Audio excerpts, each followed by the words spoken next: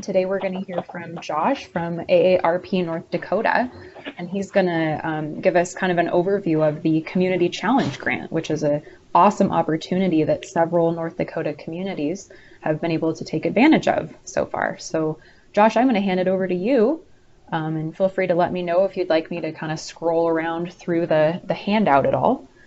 So sure. The floor is yours. Well, first of all, can you hear me, Emily? I can, yeah.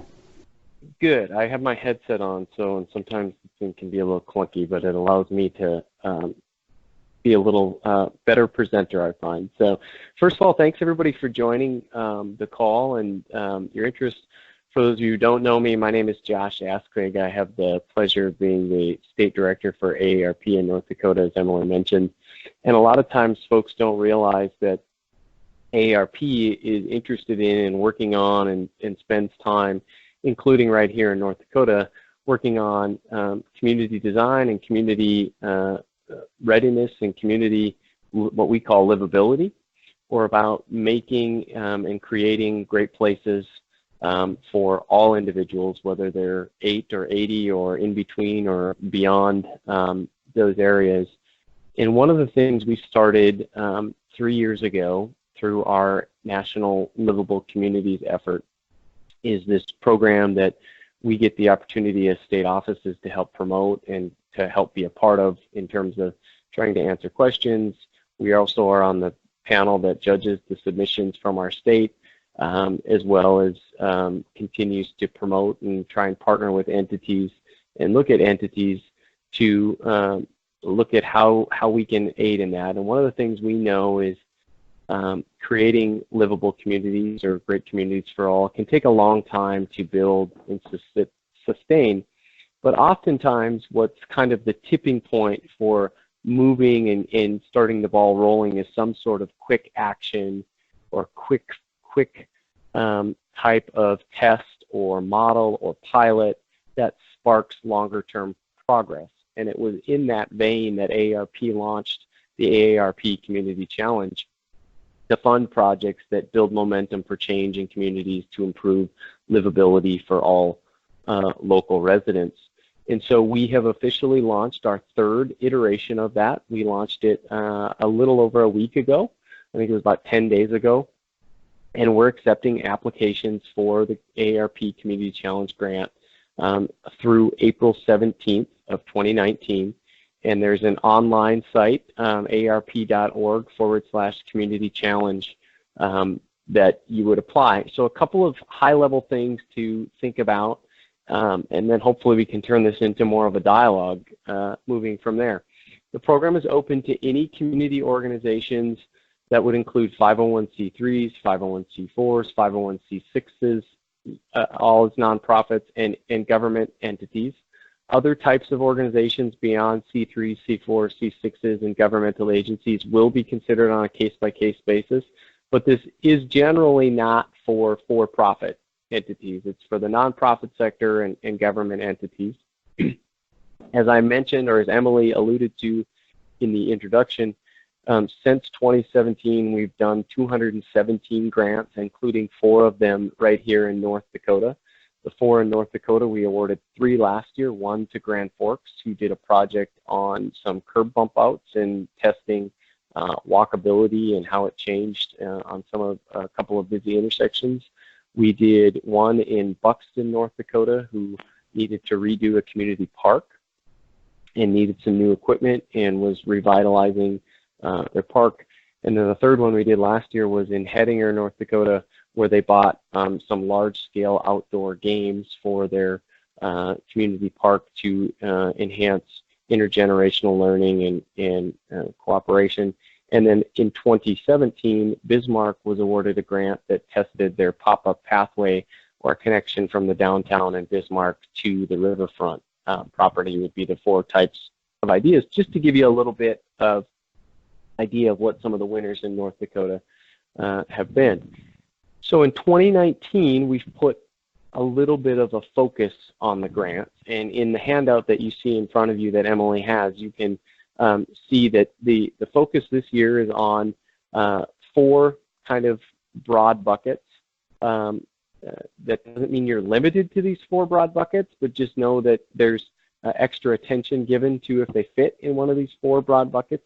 The first one would be areas such as housing. So if you find a project that would support the availability of a range of housing in the community through permanent or temporary solutions, especially those that increase accessible and affordable housing options, that's certainly something that this year's grant is focused at trying to find solutions and ideas to. The second one would be what I would call creating vibrant public places, or it's labeled as public space in the handout that you see in front of you. It's really about how do you create permanent or temporary solutions that can activate open spaces, improve parks, improve access to public amenities, that really create that environment as part of it. On the handout, you can kind of see one of those right there where they, I don't remember exactly where this was, but they took an old dingy alley and activated it into this alley walkway with some art and some fixtures in there and whatnot, and created essentially a pocket park in a otherwise generally quote-unquote urban environment for part of it. Or as you heard me mention, 2 of the 3 projects we funded last year were park improvements or improving solutions to those. The third area is transportation and connectivity. It's really about how are you creating, again, permanent or temporary solutions that increase, when we think of transportation, walkability, bikeability, wayfinding, access to transportation options, and roadway improvements. It's, again, how are you ensuring that everybody in your community, whether they have access to a vehicle or they use public transit or they have to walk or bike, can get to where they need to get to safely and efficiently as well. Or if you have a bunch of cool things in the community but nobody's really sure how to get there, is there some wayfinding things that might be of interest. The other one is a new area for us.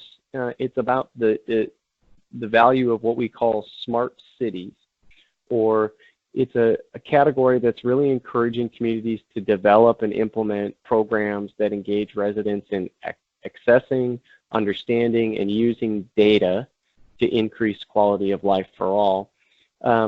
It's really, the intention is to encourage applicants to demonstrate new ways to engage in decision-making about housing, transportation, economic development, placemaking, infrastructure, other community aspects, making sure they understand the data and the reasons for making some of those decisions. So those would be kind of the 4 broad buckets. I would note for you that if you have other innovative ideas that don't necessarily fit in one of those broad buckets, I would still encourage you to apply. There were projects last year that didn't fit in the necessarily 3 high-level kind of focus areas. There were 3 last year: transportation, housing, and public spaces, with smart cities being the 4th one this year. That there's still plenty of other innovative ideas that we'd love to hear about and love to see and do that. And so a couple of other last couple things that you should know. So 2 questions that always come up. So if I have a multi-year project that I'm thinking about for this, will this work? Well, as I mentioned, the application deadline is April 17th. And as I started this conversation with, this is really intended to be community quick action grant funding. So the requirement is all projects that get funded have to be completed by November 4th, 2019. So you have to start, implement, and finish your project by November 4th of 2019. So when I get asked the question about multi-year projects, what I often encourage people to think about is there a piece of that multi-year project that you could complete that might get the ball rolling for the larger rest of the project by November 4th? And if so, I'd encourage you to put that into a grant application and complete it. The other question I get is, what's the dollar cap? What's the dollar limit? We don't put a dollar cap or limit on this for 2 reasons. One, we funded some really creative things for a couple $100. I think there was one project in a state last year that was, I think, less than $300 that really made a huge difference in that community as part of it. We've also funded projects, including in North Dakota, that were, you know, a couple tens of thousands of dollars. that were implemented as well. And so if you're looking for hundreds of thousands of dollars, I would tell you that you can certainly submit the application. That this is probably not that grant, especially considering the project has to be completed by November 4th, 2019. But this is really thinking about how do you use resources in a quick way to make some permanent or temporary solutions in one of the primarily 4 focus areas, but any innovative way to improve livable and access for all local residents in your community. The fun part about this is I think there's some really creative stuff out there. We had, I think, 20-some applications last year in North Dakota alone. And unfortunately, we were only able to fund 3, but there were a whole bunch of really creative, unique ideas that really weren't going to cost a ton of money. It was just the few seed dollars they were looking to really get it off the ground. So with that, Emily, I kind of talked a little bit fast, but I think I covered a good portion of at least an overview. Hopefully we can have a dialogue and answer people's questions as they come up. Awesome. That was a lot of good information, Josh. I just saw an email that it looks like someone from the Bismarck team who was awarded one of these grants a couple of years ago was able to join. Cool. So maybe I might ask one of them to talk about the project. But before I do, is there anybody who has a question for Josh about this grant? Okay, perfect. So Kate, are you on? Yep, I'm here. Excellent. Well, take it away. I'm glad you could join. Yeah, I don't know what all I can add. I mean, Josh really explained it really well. I maybe could just go through what we did here in Bismarck. We actually had a project that was part of our downtown master plan, and so we had been working on it prior to knowing about this grant. And so we kind of had some of it already finished, and we had a great team with Parks and Rec and the city, the Downtowners Association here, Go Bismarck Mandan. So we were able to pull that application together fairly quickly and the budget outline and kind of get it all done. But it was really, with AARP and our partners, it was really an effort amongst a lot of organizations. So if you are thinking about it, many hands make light work, and trying to pull in a lot of partners that would fit, a livable communities project, whether it's your Parks and Rec group, or if you have a healthy living coalition, your AARP crew, or even young professionals, anything like that. I would highly suggest bringing in people who can help you, get the grant application finished up, show support for the project, and then help execute the project if you're awarded the grant. Awesome. Kate, can you talk just a little bit about, because I know this comes up too and people have questions before, and I can tell you what I think of it, but I haven't actually done the application. But can you just talk about the difficulty or not difficulty of applying for the grant? And I don't know, Josh, if it's changed or not, but we did have kind of a concentrated timeline to apply for the grant, and so we were kind of lucky that we had a project that we had already sort of been working on. Right. And then there was kind of a concentrated timeline to use the money. And so I think we had to use it by November 1st or the end of November. Yep. And we were doing an outdoor project, which means we had a couple of cold weekends with our events along the pathway. So just some things to think about, time of the year. It really helped to have Will Hutchings from the city of Bismarck doing the majority of our application, because he's really good with, the budget for the project and got a lot of that information that we needed to submit to AARP. So probably something to think about when the project is being tested, because we did have what seems like cold in October, but today I would totally take for a pop-up pathway event. Absolutely. The other thing, so the timeline has been stretched a little bit from when you did it, Kate. The first year we did it, I think you guys had like 2 weeks to apply. So we've certainly stretched that out quite a bit from where it was, and it's still intended to be that quick action, as I mentioned earlier on the call. And so that November 4th deadline does still exist. Again, the intention for community access. But the actual application itself, well, it's all online. I'd be happy if folks are interested. You can see a PDF. The PDF is, I believe, 10 or 11 pages long, so it's really not, most of that is actually explanation of what it is we're looking for and a lot of check boxes more than a lot of written part. There are certainly written parts because we want you to describe it, but it's a fairly easy application process compared to a lot of grant applications that I'm aware of anyway out there. So Kate, can you give a brief explanation of what your project was? Certainly. We, as part of our downtown master plan, we had, if everybody's been to Bismarck, the downtown is about a mile from the riverfront, and we have a great trail system along the riverfront, and we have a great downtown. So it's really connecting those two areas of high amenities. So we did a pop-up pathway. We used straw bales. We used signage to delineate a multi-use path that ran from downtown to the river. Part of it was done on the street. Part of it was just connecting areas that we already had trail systems, so we had one trail to get there. There's a couple of parks along the way, so we activated some of those spaces.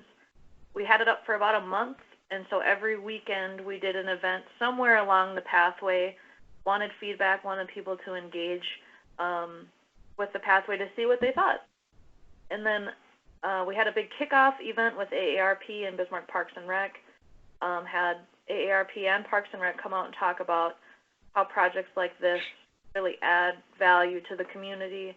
And we did take a decent amount of our budget to either plan events or to kind of make marketing materials around the pathway. So, if it happens in a vacuum, you might not get the information or the momentum you need to make it a permanent project going forward. So I would suggest really activating either by having events or signage or making sure you have a good presence that this project is a demonstration. We want your feedback. We don't want them to happen in a vacuum. The whole point is to test it, get feedback to see if it's a good permanent idea. So we did have some people in the community who aren't huge fans of bike lanes or pedestrian improvements. So there was a little bit of pushback, but you kind of see that with any project maybe that you're starting to try that is not aggressive, but I mean we're trying to do things that are going to have a big impact in the community. And we had a lot of supporters, but sometimes you only hear the squeaky wheel, so that's where collecting that data and getting that information is really helpful instead of anecdotal. I don't like bike paths, and then you could say, did you use it? No. Okay, well, we take that less into account than the people who were on the pathway when we were doing our events. Sure, understandable. So did it become a permanent pathway? So basically what we found, and again, this is the beauty part of testing a quick build project, is the people who are using the pathway and during the events really like the way our park trail system is now. So a 10-foot multi-use off-street pathway. And so we wanted to add on-street lanes. We didn't think the users in this area were really comfortable with that. So we've been working with Parks and Rec in their long-term master plan to find a way to basically do it as more of a trail system and less of an on-street pathway. So it did give us some really important information about,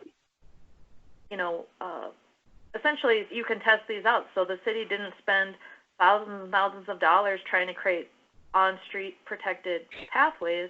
We know now that probably the best usership will be more of a trail system type pathway. So that's where we're at now, working with Parks and Rec to try and figure out how we can make it more of a multi-use trail and less of an on-street bikeway. Yeah, I just might add the other thing the city learned, because I was wearing this hat, but also different hat at that time, connected to the city, that the city learned that they also should have tested another area where they didn't test. That might make the exact connection that Kate is referencing a lot easier and shorter, and it's an easier build out. And so the last conversation I had, at least with Will at the city, they were going to go do some digging on that. So. Well, thank you. This has been very helpful. Yeah, I really would encourage everybody to apply. It was a great experience with AARP, and then we got to go with Josh to an AARP Livable Communities Conference, which was also really interesting. Talk about our project, but also see what other communities were doing. And we just met with Josh this morning about something else. But AARP is doing a lot of things when it comes in terms of urban planning and livable communities, healthy communities, connectivity. So definitely an organization to watch if you're in downtown planning or city planning, as an advocate and a resource for sure. Thank you so much, Kate. Anybody have any questions for Kate or Josh? Jessica from MyNet. I just have one question for Kate about data collection and the methods that you used, and did you catch people during these activated events? Yep, so we had a number of data collection methodologies that we used. We had obviously events, and we had our team there talking with people, getting feedback. We had kiosks at kind of main points along the area that had information, as well as ability to leave comments. I don't suggest leaving a Sharpie and a piece of paper out for anybody to write anything. Maybe think about doing that in a different way, like having a QR code going to a survey. We did have surveys as well, online surveys. And Will at the city worked with our engineering department to get some, they're basically like video cameras where we could count how many people were using the pathway at certain points. So basically, some poor intern had to watch the video and count people. But you could get those like pneumatic tubes essentially that people would drive over to also make a count for you. And then we had our Facebook page up, and we're able to see how many people interacted with us, how many of those interactions were positive interactions, which was like 98%. So I think those were kind of the main forms. We also had a after event at a local downtown establishment, and Will and Go Bismarck Mandan and Bismarck Burley Public Health talked about the after results of it. So I think those are probably the main forms of feedback and data collection that we used. The other thing I would just add is back to the fact that this year we're adding the smart cities piece. If you've got creative ways you want to test to do data collection, that would be a fantastic part to build into your grant application, because like I think all of you, we at AARP are interested in learning how can we be better at collecting useful, usable data as well. And so if you've got some ideas you've thought about, and I would encourage you to build that into, what your application looks like and how you might implement that if you were to get funded. So Josh, just to clarify, the Smart Cities project category, is that its own category? So for example, if we're working on a community process right now in one of our cities in Newtown, would this fund the efforts to conduct community outreach and to get that data? Or are you encouraging applicants to use smart data gathering in the process? It's a great question and a great point to clarify. What I would say is the definition of smart cities as it's written, at least in the grant guidance, is about how you use data. What I would say to you is if you don't have data, one of the things you could absolutely submit a grant for, and whether it would fall under the smart cities application or not, you don't have to fall in housing, transportation, public spaces, or smart cities. If you have another idea outside of that that will improve livable communities for all, that would absolutely be something that you would be eligible. But if it's a plan, like if you're applying for a grant to do planning, this wouldn't be the right grant application. This is about some sort of substantive action that will happen, that will increase, that you can either test as a temporary solution or a permanent solution in some instances. For example, the Hettinger and Buxton grants last year with the park and plaza spaces is part of it, that you can show, here's what happens when you do this. So if there's some data collection efforts, for example, one of the things that Kate and I were just talking about this morning is we're doing some healthy living events in some communities this coming year, and part of what I've been trying to think of is, as a former city commissioner, how can we get useful, usable data that we can then hand off to the city commission, to the park district, to whoever as part of that. And if you had a type of grant application that says, hey, we want to test doing public input for X, Y, and Z projects to see if it improves public input process, and here's what that looks like, and here's how we're going to go about doing that, I would say that's absolutely, if you can then draw the connection to how that increases livable communities and how that will change, potentially change how you do business as a city, nonprofit, et cetera, to improve livability, absolutely that is. If it's, hey, we need to plan for something and we need to write a plan, so we need some grant money for planning, that's a little bit different. And I know that's a fine edge and a fine line, but I think there is a delineation between the two, and hopefully that helps answer that. Yes, it does. Thank you. Yep. I've got a couple of questions. And maybe, Josh, if this isn't something that you can answer, then feel free to pass it off to someone else. But sure. Do you have any suggestions for what people can do to make their application more competitive? It sounds like this can be a relatively competitive grant. It can be a relatively competitive grant as part of it. What I would suggest is here's what I can say. The scoring generally happens around three different kind of rubrics. One is around impact. So again, as you're thinking about your project, what's the impact going to be in terms of addressing a clear community need that will bring a positive benefit to your community and its residents, that engages the community's residents, and how it might accelerate, grow, or sustain the community's livability for everyone. But I would tell you, we are AARP. We're an organization, a nonprofit, nonpartisan organization for those 50 and over. So thinking specifically in terms of your grant application, how it's going to impact all, but especially those 50 plus. The second rubric is on execution.